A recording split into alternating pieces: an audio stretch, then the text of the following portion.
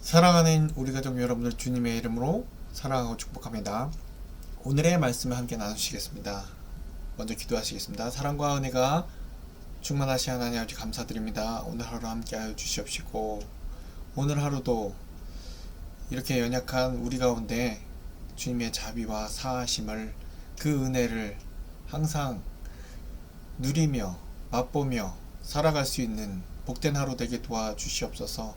은혜와 기쁨이 넘치는 하루가 되게 하여 주시옵시고 바라옵기는 연약하고 힘들어하는 가운데 있는 주님의 자녀들 돌보아 주시옵시고 다시금 일어나 주님을 찬양하며 예배하는 자리로 나올 수 있도록 인도하여 주시옵소서. 감사드리며 예수님의 이름으로 기도드리옵나이다. 아멘. 오늘 함께 나누실 말씀은요, 시편 32편 7절의 말씀입니다. 시편 32편 7절 제가 읽겠습니다. 주는 나의 은신처이오니 환난에서 나를 보호하시고 구원의 노래로 나를 두루시리이다. 셀라.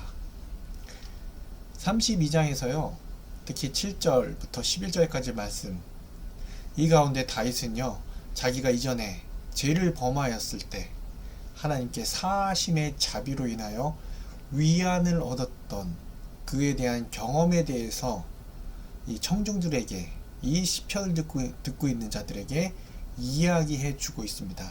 그는 하나님께 말씀을 드리며 그에 대한 자기의 신뢰와 기대를 고백하고 있는데요. 뉘우치는 죄인에게 하나님이 주시는 은혜로운 그 감미로움을 맛본 그는 그 은혜가 기도드리는 성도에게 계속되리라는 것을 의심할 수 없고 또 그 은혜 안에서 안전 그리고 기쁨을 발견할 수 있을 거라고 이 시편 청중들에게 얘기해 주고 있습니다. 첫 번째 안전은요, 주는 나의 은신처이십니다.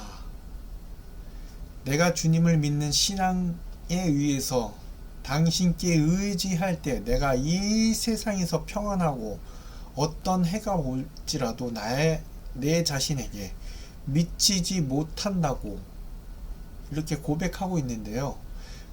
하나님이 우리를 용서하셨을 때 만약 우리 자신에게 맡겼다면 우리는 전과 같이 또 그 죄인의 길에 빠져서 어리석은 자로서 또 빚진 자가 될 것이라는 것인데요. 하지만 그렇게 내버려 두지 않으시고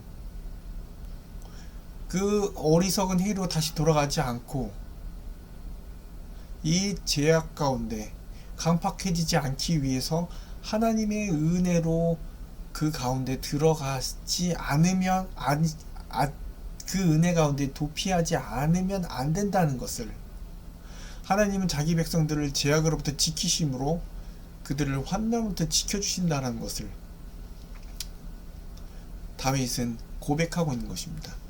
그래서 이에 대해서 내가 죄를 지고 사하심을 받은 다음에 주는 나의 은신처라는 것을, 안전하다는 것을 그는 이에 대해서 고백하고 있고요. 두 번째로 기쁨입니다. 주께서 나를 구원하실 뿐 아니라 구원의 노래를 나를 두루시리이다. 그래서 내가 어느 쪽 길을 바라보든지 간에 나는 기뻐하고 하나님을 찬양할 만한 기회를 발견할 수밖에 없다는 것이죠. 그리고 그 간에서 나를 회복해주시고 기쁨을 주신 것을 나 혼자 누리는 것이 아니라 범죄의 길로 간 그들을 그 길에 가르치고 회심한 자들을 위안하는 일과 아울러 죄인들을 하나님께로 회심할 수 있는 일에 자기가 할 바를 다하겠노라 라고 말해주고 있는 것입니다. 여기서 솔로몬이 회개하게 되었을 때 그는 주저없이 어떤 자가 되었죠? 전도자, 도를 가르치는 자, 모이라고, 내가 경험했던 거, 내가 만나는 하나님에 대해서 알려주겠다고. 하나님의 은혜를 스스로 경험한 자들이라면 다른 사람들이 그것을 더 잘 가르칠 수 있기 때문에, 왜요? 밑바닥을 알잖아요. 우리가 어떤 경험을 했는지.